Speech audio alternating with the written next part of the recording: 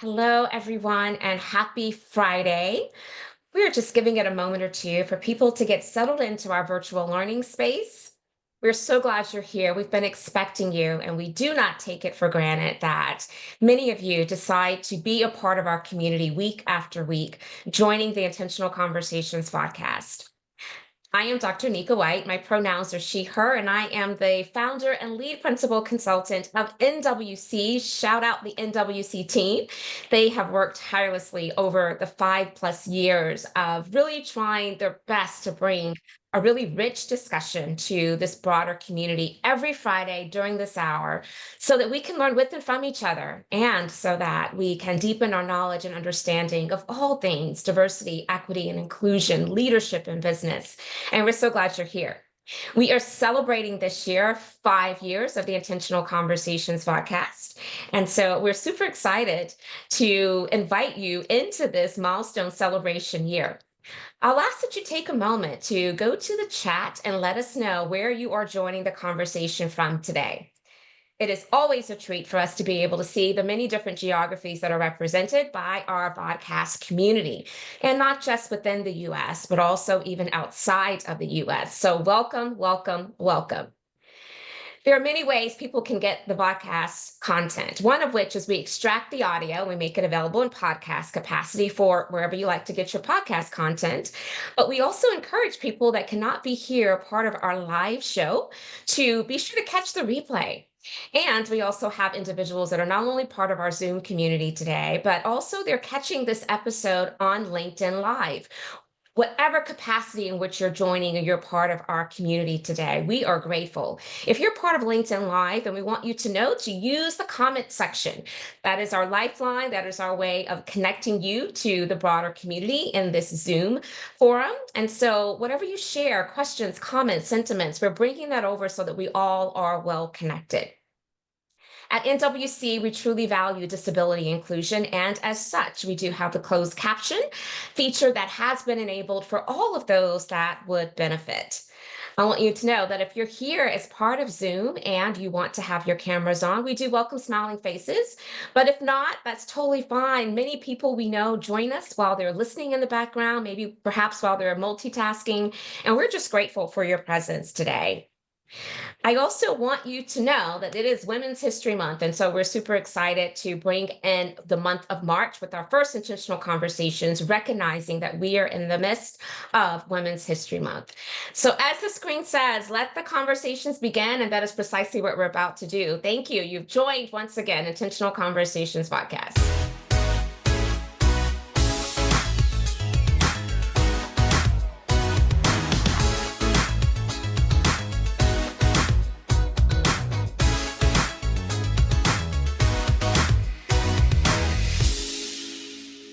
The conversations begin, precisely what we're about to do. So, I've been sharing with you that this is our 5th year anniversary for Intentional Conversations. And so, we're doing something special because of this milestone. Every quarter, we will have a special reunion. Bringing back past guest co hosts for an evening show. And so stay tuned for those dates. We've already had one. It took place only a couple of weeks ago, and it was a fire panel. I am going to ask my team to please share into the chat a link to the replay or the podcast, both and, so that you can decide whether or not, if you were not here for the live show, to be able to catch all of that content. I hope you'll do so. It was really, really rich. Now, one of the things we like to do at NWC is share national observances or even international observances in this case, because we think it's important for all of us to lean into the many ways that collectively we try to, across the nation or the world, honor and respect different cultural observations. And so on March the 8th, we are going to be celebrating International Women's Day. This is critically important. So this is taking place tomorrow. Today is the 7th. It's taking place tomorrow. And I want you all to be aware of this really important day where people all over, not just women, but hopefully men as well, but all people are going to be leaning into the wonderful contributions that women provide to our society. So find a way to encourage a woman in your life that you admire and that you think is doing an incredible job. And I'm sure she will appreciate you for it. March is also National Developmental Disabilities Awareness Month. And so I think this is critically important. I mentioned that at NWC, we really do value disabilities inclusion. And one way that you all can take part in this national observance is to just increase your knowledge and understanding of ways in which you can stand in solidarity and support people with disabilities. Now, if you've been with us for quite some time, you know that I often like to make sure that I keep it top of mind for you that book number 3, The Inclusion Uncomplicated, A Transformative Guide to Simplify DEI, released 2 years ago in January. And I'm super excited because the paperback version of my book is now available. So you have multiple ways of being able to get this content, not only through paperback and hardback, but also it's available on Kindle, it's available in audio. And so I hope that you will get this, make it part of your library, share it with others if you find it to be a great resource. And I'm always grateful for the support. We also have 4 LinkedIn Learning courses that are available for you to dig deeper in your learning journey of all things diversity, equity, and inclusion. I hope that you will look at these titles on the screen and where you see appropriate for you to build up your knowledge and understanding of these content areas, that you will consider these different resources through the LinkedIn Learning courses that yours truly serve as the facilitator for. Now, we have a very great program that's going to be launching relatively soon, and it's called Boundless. We've had some interest meetings this week, and I was super excited to see the excitement of people that are engaged in this opportunity. And so, this is a women's community of well being, empowerment, and leadership. And I can't think of a better month to really lean into this conversation than Women's History Month. And so, we're taking some time just to acknowledge the fact that this transformative program is a way to empower women of color, help them to break through barriers, to create meaningful impact, and to confidently navigate their growth journey. And so, if you are interested in being a part, and maybe perhaps you did not get a chance to attend the interest meeting, you still have time. Certainly reach out to us. We'll place a link into the chat, and we'll be happy to bring you up to speed and to sign you up. Now, the storytelling cultural framework is something that I'm super excited about as well. This is another NWC offering. We believe that storytelling is so powerful. Personal narratives has a way of being able to connect us across difference. It has a way of deepening our empathy and our compassion. And while personal narratives are not new to us, what I come to understand is that there is a lot of organizations that are very intentionally building into their cultural framework storytelling. And so we have a methodology to help organizations do that. And we think that is just what we need right now as we're continuing to find ways to connect our teams and to increase collaboration and innovation within the workplace. And so reach out to us. We'll share a link into the chat. We'll be happy to have a conversation with you about what that entails and how your organization can benefit. Now, we're at that point in the show where it gives me great honor to do the formal introduction of our guest co-host. If you've been with us as part of our podcast community, you know that it is so important to me to introduce our guest co-host by making sure that our audience has all of the information related to the guest co-host accolades, credentials, experiences. That's important to us. And so we do that by reading our guest co-host bio. And I have the pleasure of doing that right now. And today's guest co-host is Naaima Khan, and she is a seasoned consultant and strategist with over 15 years of experience in the social sector, specializing in helping organizations advance racial and economic equity. As the founder of, I love this name, Create Good Consulting, she offers equity-centered strategic advising, impact assessment, and facilitation services to clients committed to aligning their actions with anti-racist beliefs, culture, and practice. Naaima's approach is rooted in principles of abundance, asset-based thinking, and authenticity. She expertly translates lessons from history, context, and data into building communities of practice that address inequities. Her work involves helping clients articulate their equity identity, understand root causes of problems, and co-design strategies with individuals who have lived experience of inequities. With a background in nonprofit strategy and facilitation, Naaima has guided numerous teams through the challenges of implementing meaningful and sustainable change. Her expertise extends to integrating equity into leadership and strategy, ensuring that inclusion becomes a lived practice rather than just a goal. Naima holds a master's in public affairs from the LBJ School of Public Affairs at the University of Texas at Austin and a BA in government and English from the University of Texas at Austin. Her professional experience includes roles as a strategic planner, a facilitator, content creator, grant program manager, evaluator, and equity inclusion leader. Beyond her consulting work, Naima is actively involved in community service. She currently serves on the board of the Minnesota Evaluation Association and has previously held positions such as board chair of Islamic Resource Group, and vice chair of the Young Nonprofit Professionals Network of the Twin Cities. Additionally, she facilitates restorative justice circles to help divert community members from the court system for misdemeanors.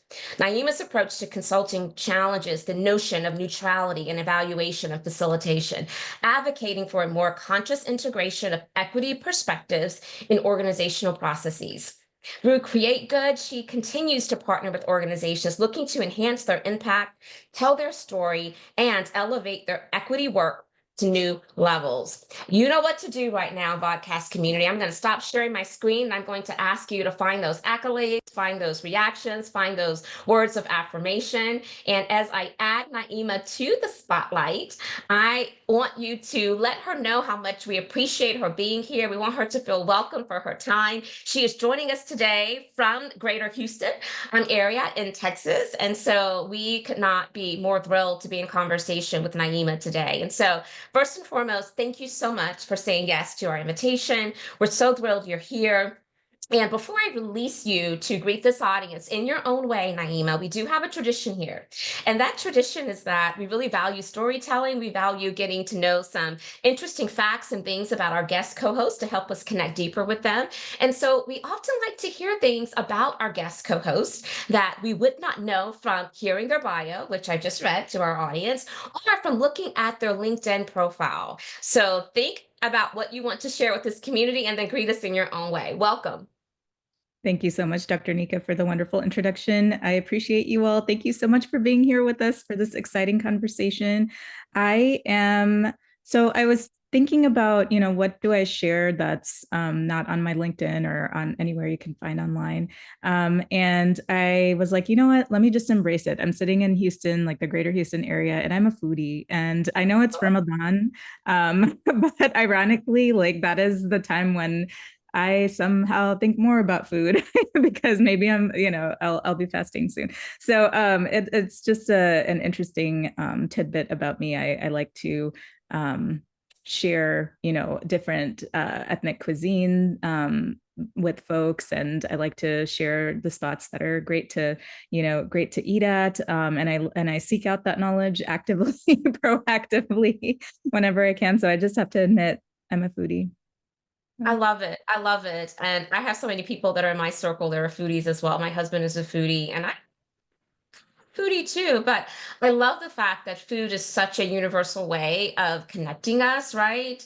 There's a lot of fellowship, a lot of conversations that happen over, a shared meal. And so I love that you are a foodie, and it doesn't surprise me when I think about all of the great things that you're doing.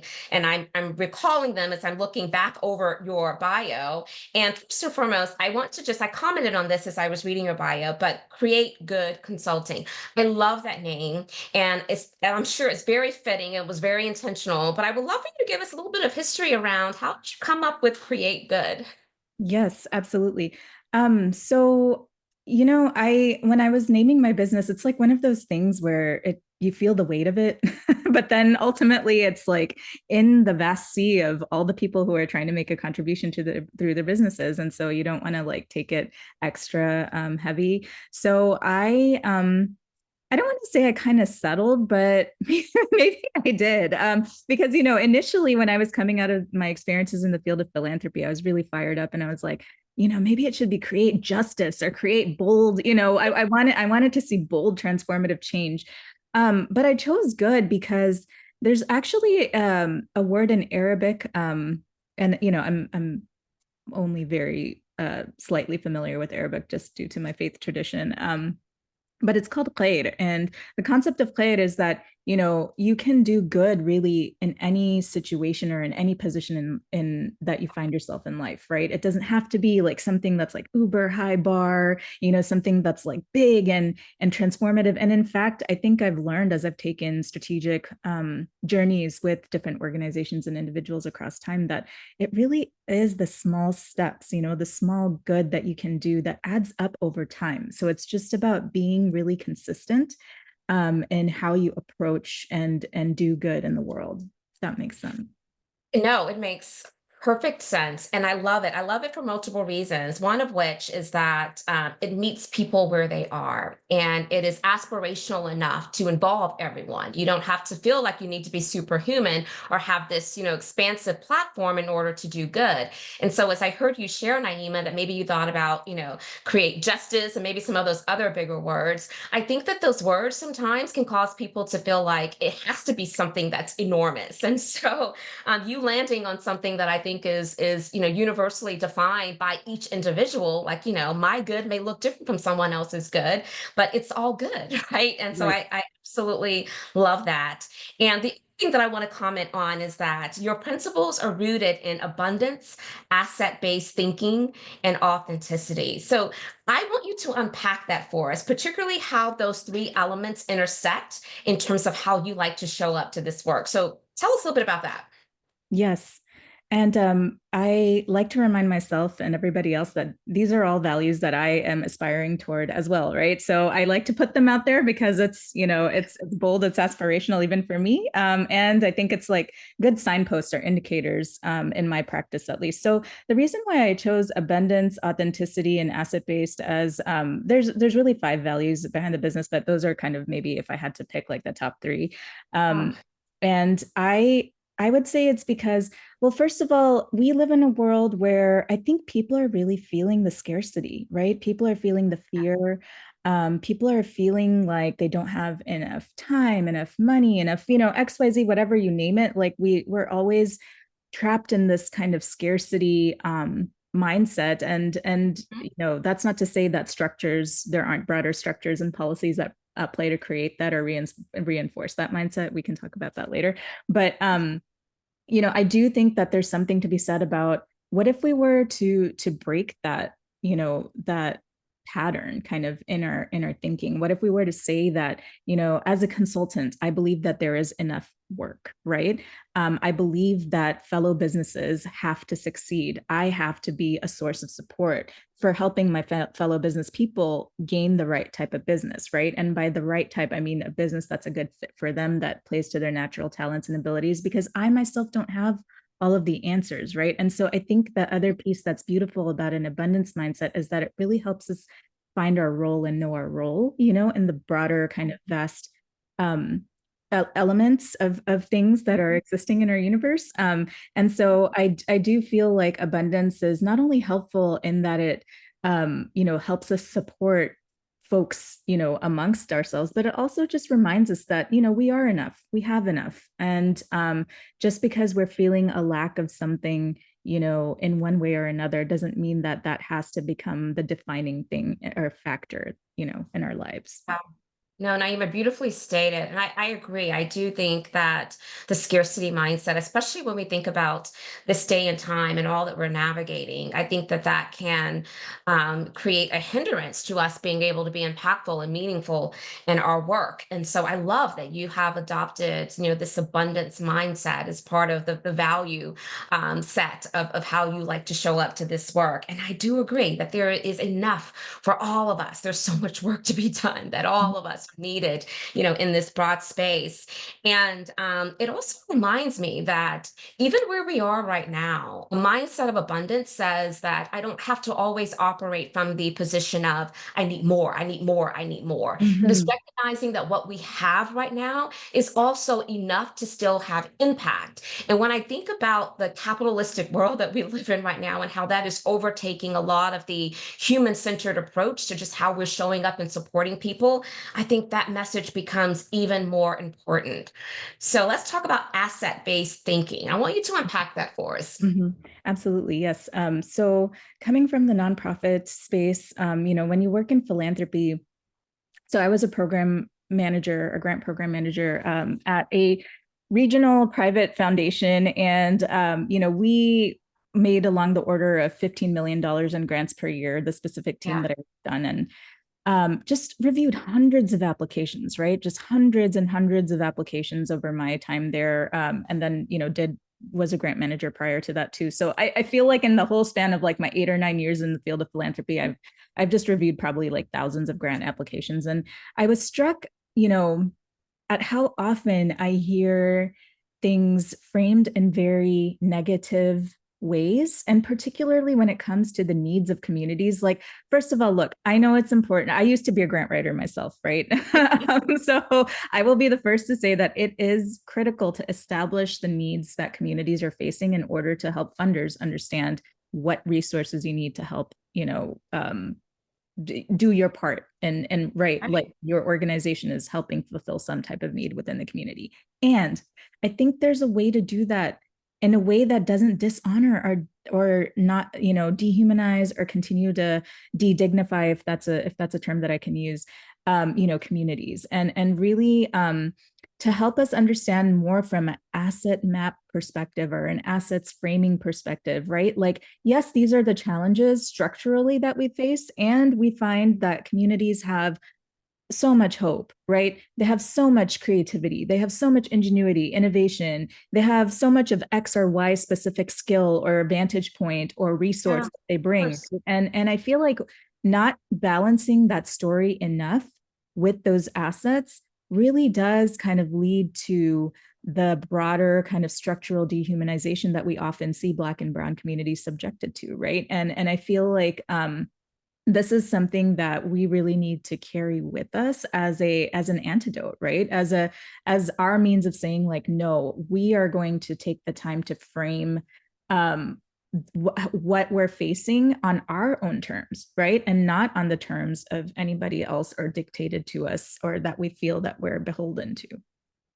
That really resonates with me. And I don't know if this is a direct alignment with what you've just shared, but what comes to mind for me is that oftentimes when we are looking to provide human services to certain communities, we will just go in and provide what we feel like is needed without doing the initial step of resource mapping to take advantage of and to acknowledge. I think that's important, acknowledge what does this community already have that's available to it that maybe it's not really fully recognizing, or maybe they do recognize it and we need to, as supporters and advocates of this group, make sure that we're honoring and recognizing that as Right. well. So I believe that that is beautifully stated, and I so appreciate that as part of your approach. Okay, so over 15 years of experience, give us kind of a little bit of background as to what what were some intersecting identities maybe that caused you to feel so led to this work to where it's become more of the purpose of social impact work that you're doing, as well as how you're showing up with your consulting business. Yeah, you asked this question in a really interesting way, Dr. Nika, which I was like intersecting identities. Yeah. Harkens me back to I had heard a PhD professor named Janer Dali. Sorry, I always mispronounce, but I just remember him kind of talking about this point of we talk about identity so much, which is focused on the individual. Um, but what if we were to frame it as communities that I belong to, right? Yeah. And so the communities, I would say that intersect really squarely for me, being front and foremost, I guess, is being a Muslim and being a woman. And then also being of South Asian descent. I feel like those are all communities that spur me Mhm. in my life.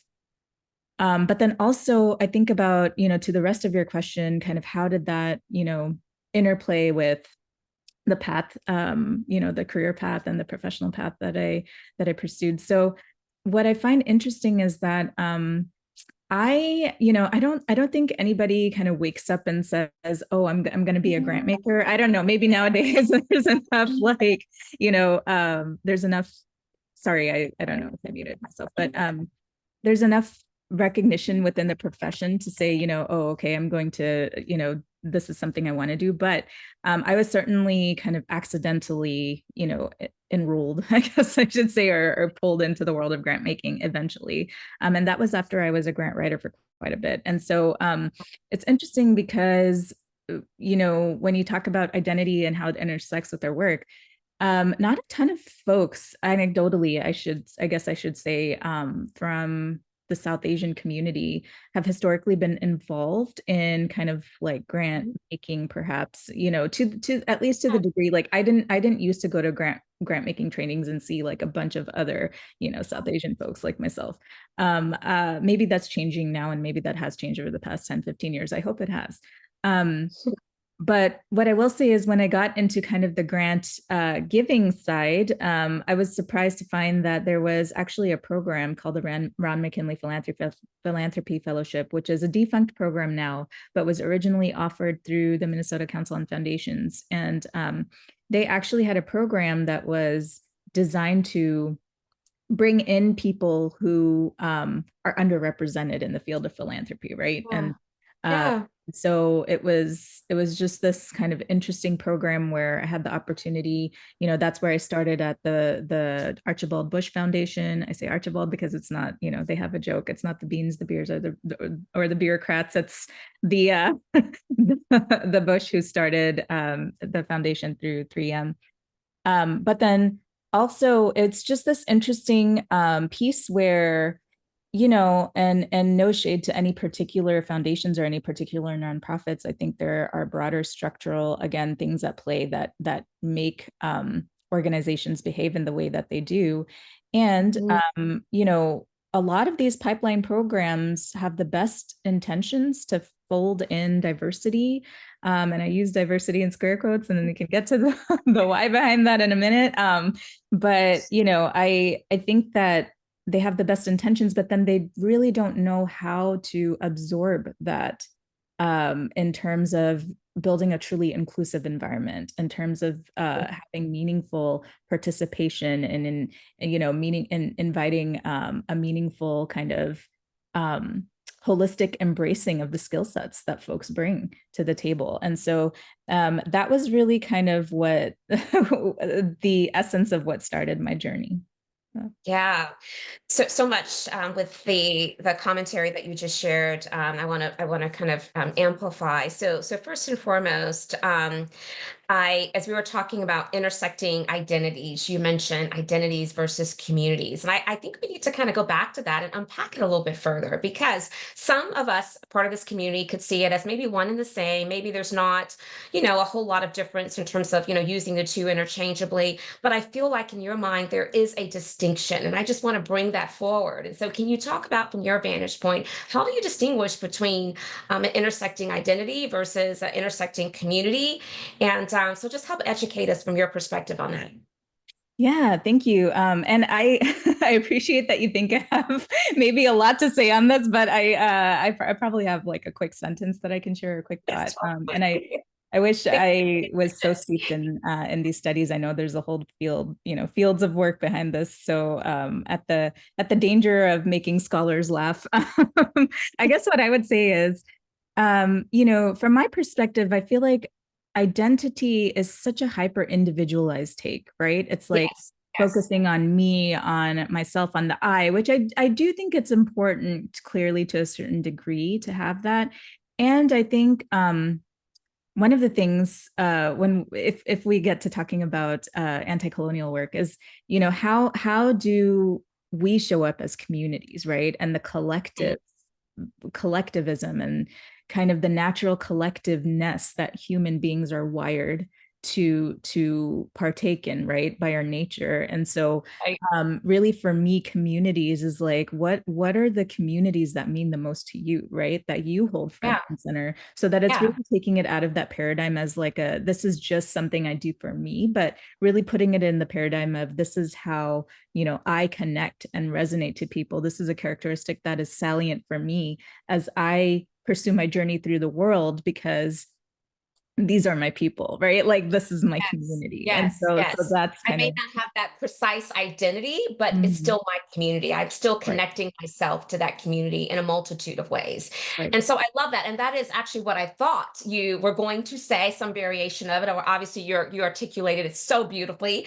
but I thought it just deserved a little bit of further unpacking and attention. So thank you so very much for sharing that with us.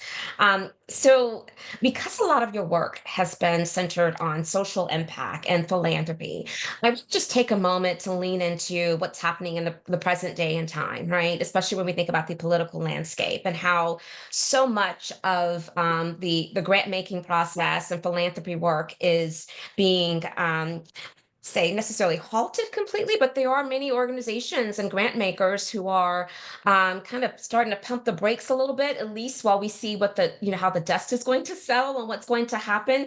So just talk from your vantage point and experience about how critical of an issue that is, the implications of it, and what you are hoping people will keep top of mind, during this season of time that we're in. No, absolutely. Thank you.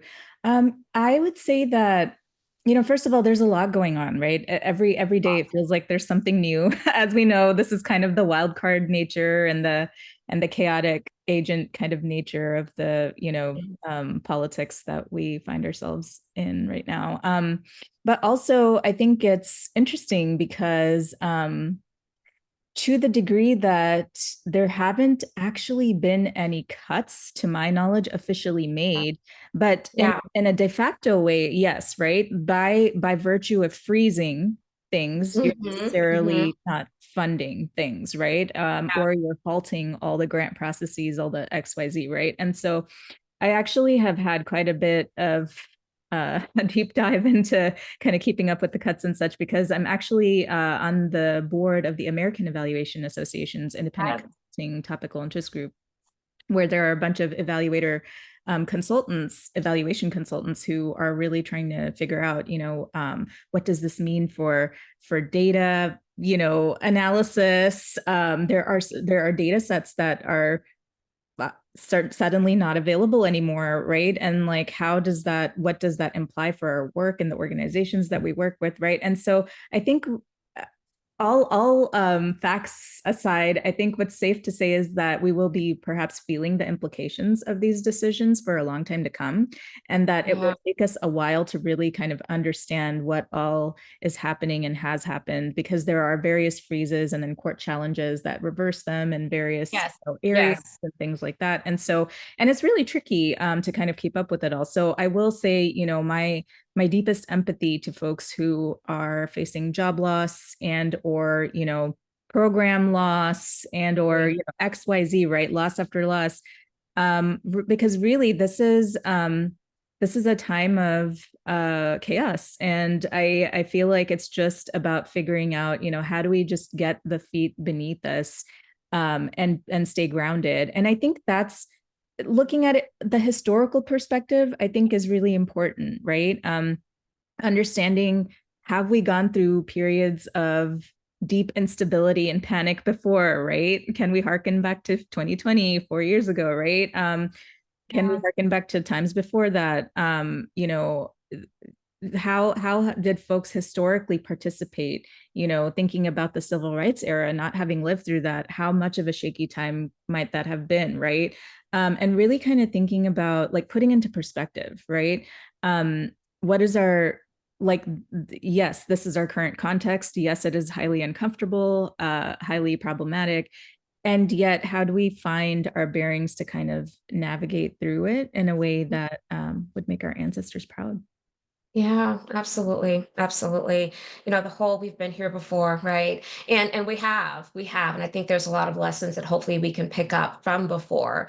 Now I will say that while we've been here before, my perspective is that the extremity and the depth of what here is right now is something that is unique, and so I have been really just trying to consider that part of the path forward may be reimagining altogether. Not throwing everything away, but definitely leaning into some level of innovation, creativity to reimagine what could be the newness of how sometimes this body of work may look and feel, right, and how it may just manifest itself. So let's talk about real power shifts. I know that's something that you talk about a lot, particularly in the context of nonprofits and social impact organizations. So, why are they crucial for meaningful change? And I emphasize meaningful. Yes. So real power in my mind, real power shifts, excuse me, would result Mm, in people who are impacted by issues driving the work needed to create solutions yeah, in their own communities. And right. in my mind, the impact that that would bring is that it would minimize the need of people who don't have relevant. And when I say relevant, I usually mean lived experience, right? So people who don't have relevant experience driving policy, driving big decisions in those spaces. That would be the hope that I would have in terms of real power shifts. Yeah, no, I agree with you on that. And I do believe that part of what we're seeing right now is this claim of trying to take hold of all power instead of kind of sharing power with, especially those who are on the margins, right? And I think that's important for us to name and to acknowledge. So can you share maybe an example of a successful power shift that maybe you've witnessed or facilitated in your work, or maybe that you've seen in social sector organizations? And then what are also maybe the most common barriers that organizations face when trying to implement genuine power shifts? So I don't mean to sound too negative here, but I haven't actually seen too many successful examples of power shifts in the nonprofit and philanthropic spaces. And Yeah, I think it's precisely because we're stuck in these colonial structures and frameworks of operating that have built up and amassed power in certain areas and ways so much that we see what we see today, right? Like what we see today yeah. wasn't just the result of an overnight switch, although we have the temptation, yeah, like it does feel to a certain degree that it was that. But if we look at it, it really had to build up, right? Because these types of institutions can't exercise this type of power just Yeah, by the I think it's overnight. You're so um, but that's not to say that it's all doom and gloom. I have seen some micro perhaps shifts. So when I did some deeper research on this, I found that a lot of what's lifted up as examples right now of power shifting in a more meaningful way are, for example, foundations that connect community member driven grant processes or grant making, right. right? Um, Yeah. favor more flexible modes of giving rather than stringent regulatory ways of making grants. But I argue that this is really just a modicum of what we need Mhm. in order to create true change. And I always like to push the clients I work with to shift power back to their communities by involving them in moments of strategic decision making, right? And so for many, this is having community within their retreats, right, at their Right. retreats in their key decision making moments. And they often don't think about this when we talk about retreat design. This is not like the natural way of working, right? So the most common barriers I see to organizations who are trying to implement this is that they often aren't creating the space to be kind of intentional about their mindsets, about how they're approaching the work.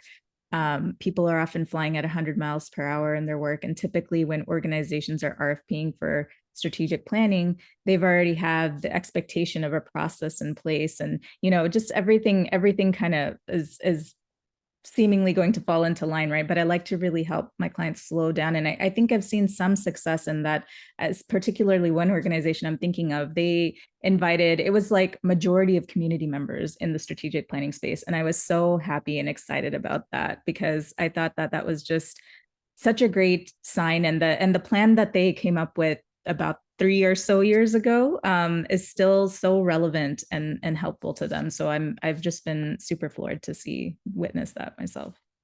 I love that. I've been talking a lot about strategic patience as of late because I Mm, do that we're I in a love society that. right now to where we're always just trying to speed to market with whatever it is, whatever solution is, whatever new product or service it is, right? And so that's critically important. And yes, we have to get community involved in the social impact work because they're the ones who are closest to it. They know what the needs are, they know what the challenges are. And so let's not forget to bring the community voice into that decision making process. So you've referenced colonial work a couple times today. So I want to go there next. I want to talk about how anti-colonialism really informs your approach to equity work and why is it important to challenge Eurocentric models? Yeah, thank you. So in my mind, anti-colonialism means opposing this bigger project of imperialism. So if we understand like the American brand of imperialism, right, whether it's or the Eurocentric, rather, I should say, whether it's through America or Australia or the UK or whatnot, um, imperialism is such a big root cause. It's what caused the transatlantic slave trade to be justified. It's Yes. causing the current genocides as well as historical genocides to be justified. And it's really what drives, in my mind, so much of the culture of extractive capitalism and the quest to grow and consistently satisfy the need of people who hoard really at the top. And at the expense of the quality of life of the many, right? And so in my mind, colonialism is kind of really deeply tied to this other concept of which is it's more than an economic theory in my mind. It's really kind of a culture that's become Mhm. prevalent is neoliberalism, right? So the idea that neoliberalism is a set of values that underlie, justify, and kind of reinforce colonial systems to keep existing. Right.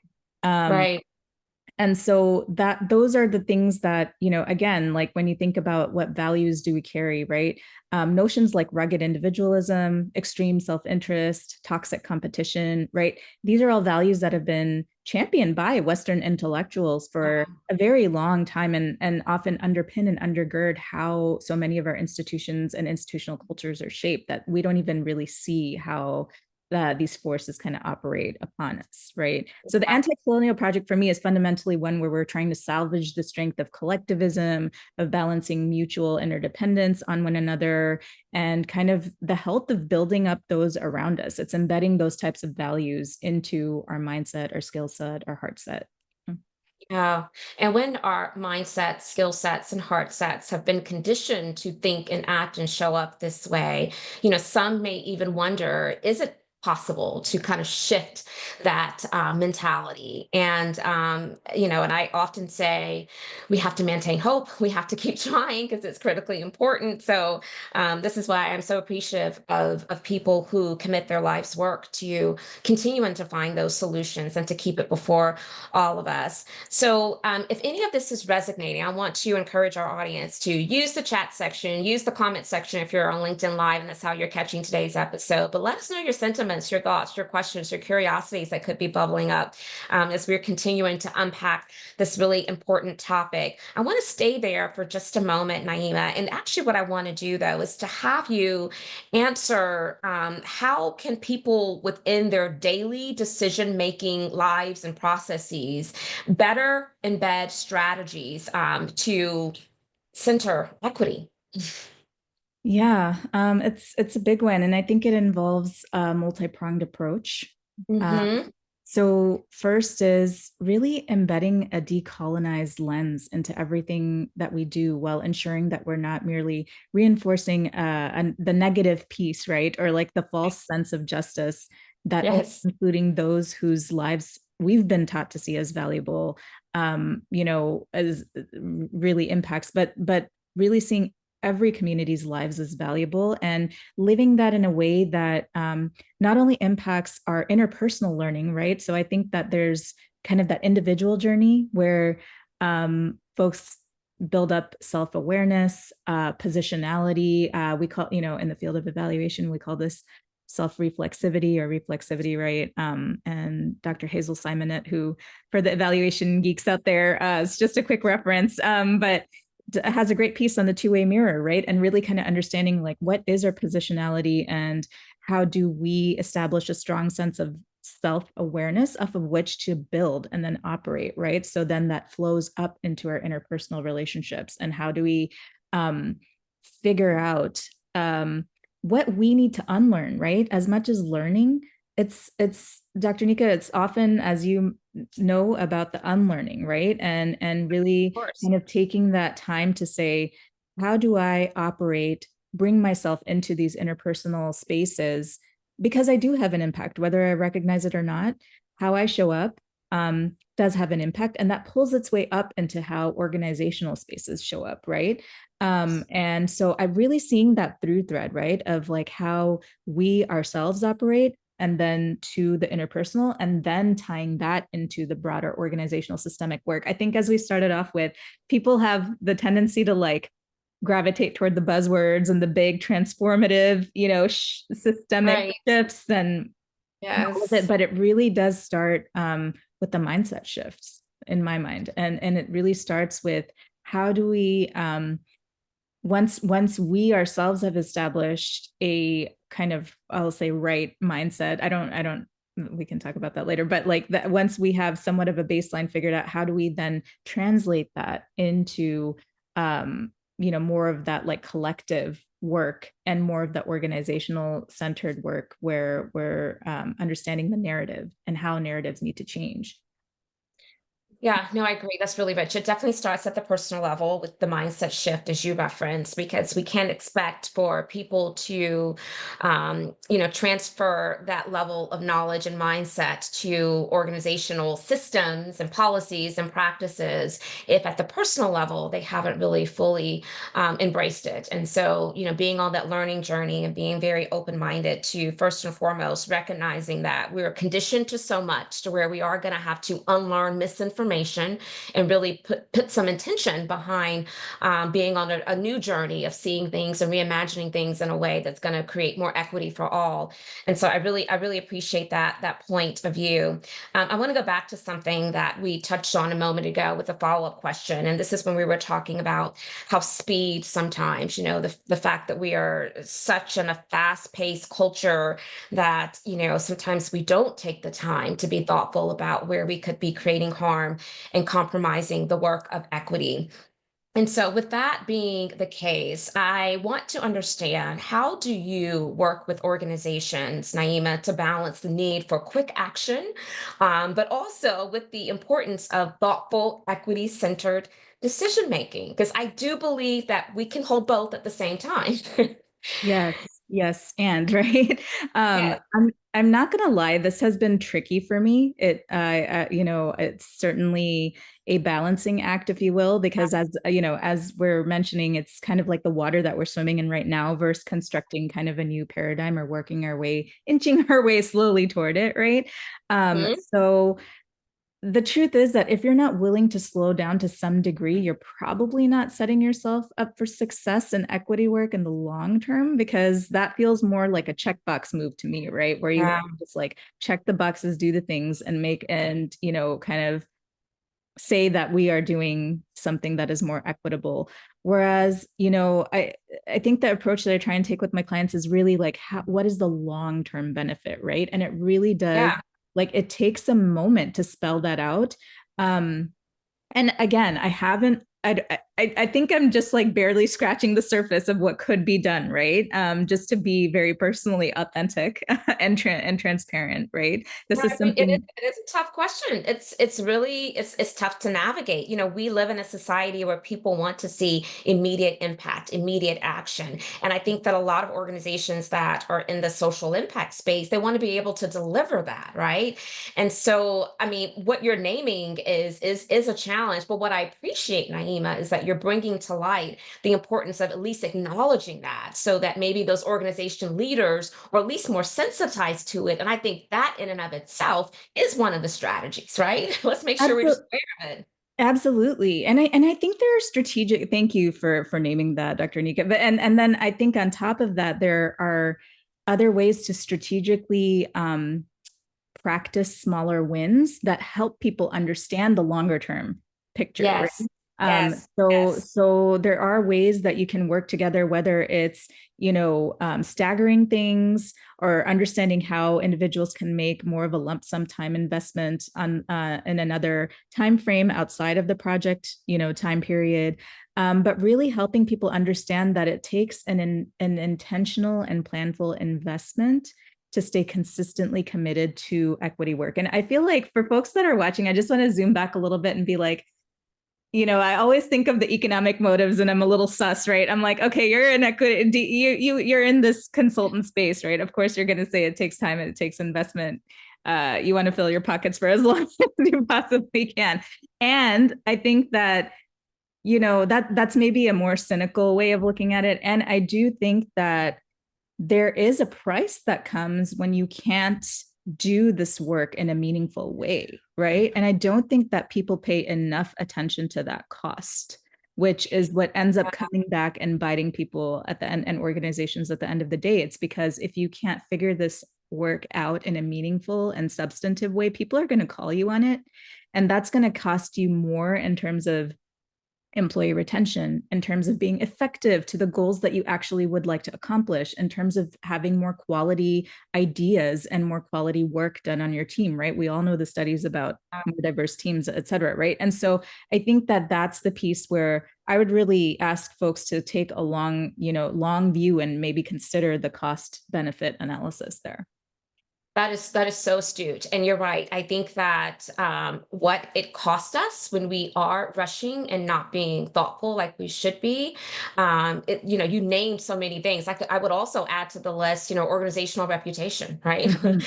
You see Mhm. people want to call you on it. There are many organizations that are perceived to be performative, even if maybe, in the essence, if we were to dig deeper, they're not. They didn't mean to be, Mhm. but that is how it landed because they were just focused more intently on the speed than on the most impactful way of driving results. And I also love the idea of let's think about what are some small wins to the bigger, more hairy, audacious goal, right? The BHAG that we can satisfy.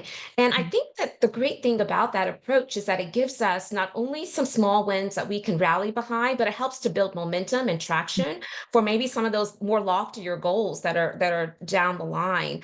I often tell people that you cannot let what you want today to compromise what you want most. And today, a lot what we want is like that quick shot of like adrenaline where people are saying, yes, you did a great job. We appreciate you. I mean, all the accolades, right? Dopamine hits. Yeah. Yes, but is it really helping to get to the ultimate end goal that is truly driving the impact? And so, such rich discussion, and I'm so glad that our community and our podcast community is being able to be exposed to this information because a lot of good nuggets are being shared. So we're getting close to the end of time, but I do have a couple more questions that I want to try to squeeze in before we release you today. And we're so grateful for you being here once again, Naima. And I'm going to combine these next two questions. And this is about really a justice oriented strategy and approach. And so, how can strategic planning, which is something that we know all organizations, I was going to say, are doing, at least they should be doing, right, if they're, wanting to be effective. So, that is a process that a lot of organizations are already aligned with. But how can the strategic planning process be redesigned to be more values driven and justice oriented? And as you're answering that question, as a follow on to that, I would also like to know what are some key elements of a justice oriented strategic plan that organizations often overlook or should have in their consideration set? Yeah. So first of all, I'd say starting by articulating your values and getting clear alignment on what those values are and their definitions, as well as how, a justice project or an equity oriented project is really feeding into those values, right? And then using those as a filter or a screen for making strategic decisions. That's really kind of as simple as it is now. Simple, but it takes a process. It takes Yeah, time, it's a right, to process. really do that. And I believe that some of the elements that you would see if you actually took that type of an approach is a much finer and cleaner power analysis, a root cause analysis, being Mhm. and filtered by values that are more importantly tied to a rigorous plan of actually measuring indicators and results that can then be tied back to the community for accountability, right? So Mm. hopefully those are things that all follow, you become more effective. So I think there's clearly a moral argument for justice oriented work. And I'm surprised often at how many people don't realize the efficacy argument as well in there, right? Because Yeah, that is so key. And I think that folks who don't actually take the time to go back and then measure and say, well, what are we actually being accountable to? How do we know that progress is being made? I think that's where a lot of losses can come, because you can have the most, beautifully packaged and tied with the bow strategy coming right. out of the strategic planning process, but as long as you're not really clear on how that is aligning with the results you want to see and what is going to be different as on the ground, it's not going to be very fruitful in my mind. I totally agree. Efficacy counts, efficacy matters. And I love that you also brought to the conversation the accountability piece, because what often determines the efficacy of any type of output efforts has a lot to do with, does it align with your values, right? And so, yes, it goes back to starting with the values. And I think that that is worth amplifying. So I want to just have another follow on related to that. How can organizations identify and articulate their core principles in a way that drives meaningful actions? Because when we talk about core principles, that usually is your mission, your vision, and then of course your core values. Yes. And this is so much of the organizational identity work that I like to do on the front end of any process, Yes. right? Starts Um, on the front end. I want to make sure that we amplify that, the front yes, end. starts on the front end. And this is why, the, in a 6 to 9 month strategic planning process, frankly, you can only accomplish so much. And I love the organizations for being bold and being, assertive with what they want to accomplish. Yeah. And I sometimes feel that folks don't budget in enough time. So part of what we do in the discovery process up front, when we're, really kind of settling into what we're going to accomplish, how we're going to accomplish it, is really spell out what are the different elements that need to go into having an organizational identity statement or statements and values, right? That then drive the rest of the work, because that is, as you are honing in on, really, right?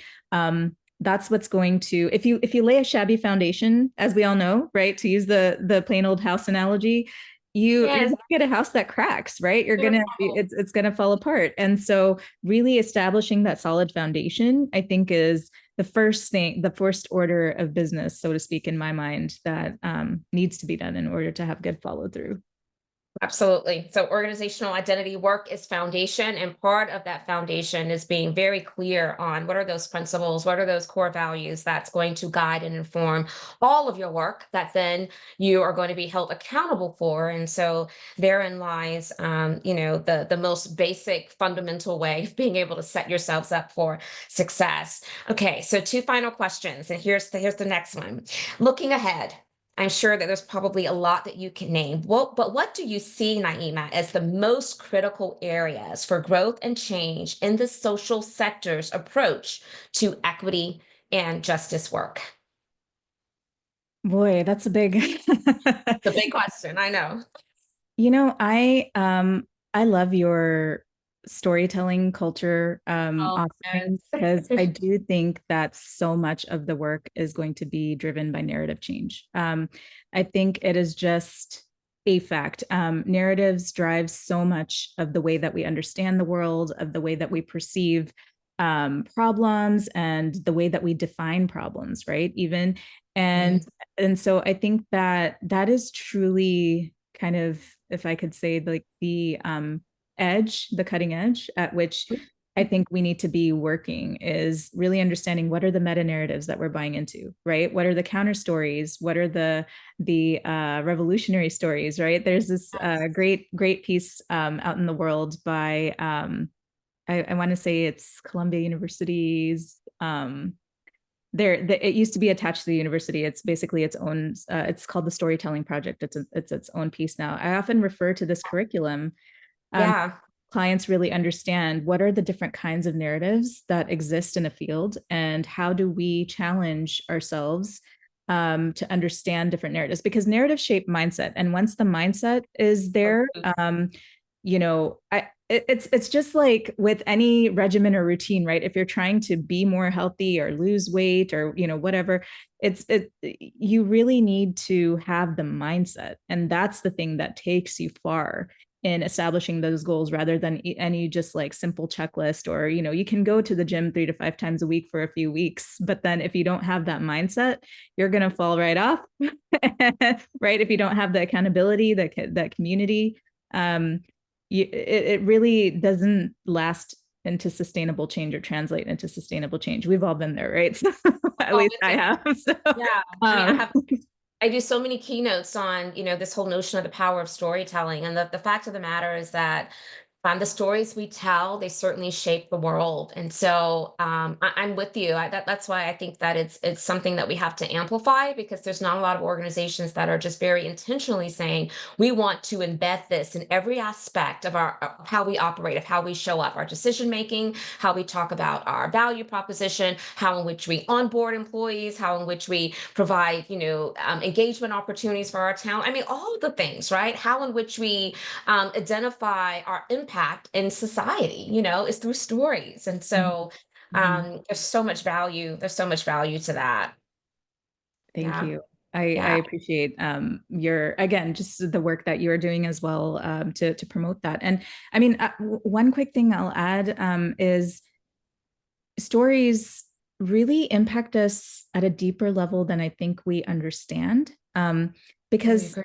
again, they help us, they socialize us, right? The stories that we're told about our community, about different communities, the stories that we're told about, you know, success and what it means and what it looks like, right? These are all things that directly impact our worldview and directly impact, as a result, our actions, right? And I think it's so critical even to build that level of cognizance or like conscientiousness about Yeah. what are the stories that we've internalized, right? And how do they impact how we think, how we work, right? Like that, Absolutely. it sounds all a little meta, I'm sure, but it is such an important, I think, thing to continue building your mental muscle around, because that is the work that's Totally going agree. to lead I to longer. cannot say that any better. I am right there with you. I mean, there's a reason that when we put, kids to bed at night, or maybe if you're an auntie, or your uncle, and you're putting maybe your nieces and nephews or whoever, all the little ones in your life to bed at night, they're not asking for bedtime facts. They're asking for bedtime stories, because they're looking for that moment of connection, Yes. right? And when we tell stories, we're using fill words. And when you hear those fill words, it is hard for us to not feel, right? And be Mhm. connected to those emotions, which helps to center humanity.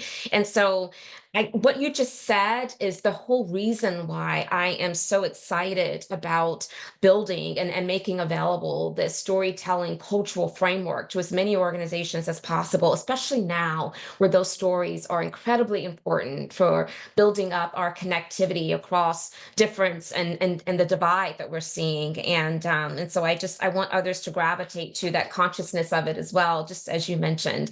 Okay, so I am so glad you came here today. I'm so glad that you shared with our community. And I know that they are going to be able to apply so many of the very practical nuggets of wisdom that you shared with us today. I want to close with one question for you. And this question is really kind of a wild card. I want you to share with our audience anything that you're feeling a lot of energy around that perhaps has not found its way into our conversation today. What would you like to socialize as you, kind of impart some final words to our community today? I don't know why it's just popping in my heart. Ramadan. Yes, I mentioned it a little bit at the beginning, but yeah, it's happening. We're in the month. This is a very special and yes. commemorative month for the Muslim community. This is the month in which we believe the Quran was revealed to the Prophet Muhammad, which in the Islamic faith tradition we believe that he is the final messenger to people to give us guidance as to how to further God's work on earth. And so it's really just that message of anchoring maybe in what helps keep you connected to your higher purpose, right? And whether that is related to, you know, a specific creed or not, I think it's important for us to really take the time to say what calls our spirit to the higher things that we want to achieve in life, and how do we tap more into that. So So beautifully stated. And what a great way to kind of end today's show. Yes, thank you for amplifying Ramadan. And I want to thank this community for showing up today. Thank you for being a part of the podcast community. If you have found value in the content shared, then please share this out with others in your network. Be sure to encourage them to catch the replay or even the podcast of this particular episode. We hope to see you again next Friday for another episode of Intentional Conversations. Thank you to our guest co-hosts once again. We're so grateful that Naaima Khan has been able to be here with us today. We don't take that for granted. So be safe, everyone, and we'll see you next week at the same time. Bye-bye. bye.